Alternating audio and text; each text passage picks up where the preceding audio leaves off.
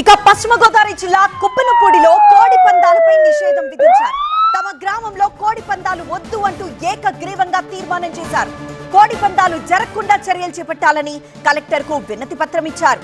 కోడి పందాల కారణంగా చాలా కుటుంబాలు నష్టపోయాయని, కోడి పందాలతో గ్రామంలో హింస జరుగుతోందని సర్పంచ్ ఫిర్యాదు చేశారు. కోడి పందాల కారణంగా గతేడాది గ్రామంలో హింసాత్మక ఘటనలు జరిగాయని, అందుకే ఈ ఏడాది నిషేధిస్తూ పంచాయతీ తీర్మానం చేసిందన్నారు గ్రామస్తులు. అన్ని గ్రామాల్లో లేదు, ఈ ఒక్క గ్రామం ఎందుకు తీర్మానం చేశారని చెప్పాలి. కొన్ని గ్రామాల్లో ఆల్రెడీ చెరుకుమిల్లి ఐబీవరం వాళ్ళు హైకోర్టు ద్వారా స్టే తెచ్చుకుని గత 3 ఏళ్ల నుంచి కూడా ఎక్కడ కోడి పందాలు జరగట్లా ఆ గ్రామాల్లో.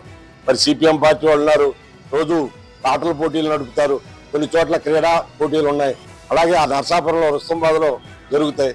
అలా ఈ గ్రామంలో ముగ్గులు పోటీలు అవి కూడా కుర్రోళ్ళు ప్రోత్సహిస్తే వాళ్ళకు కూడా నా సహాయ సహకారాలు అందించి యువతని మంచి మార్గంలో నడిపించాలనేది మా ఆశయం, ఆకాంక్ష.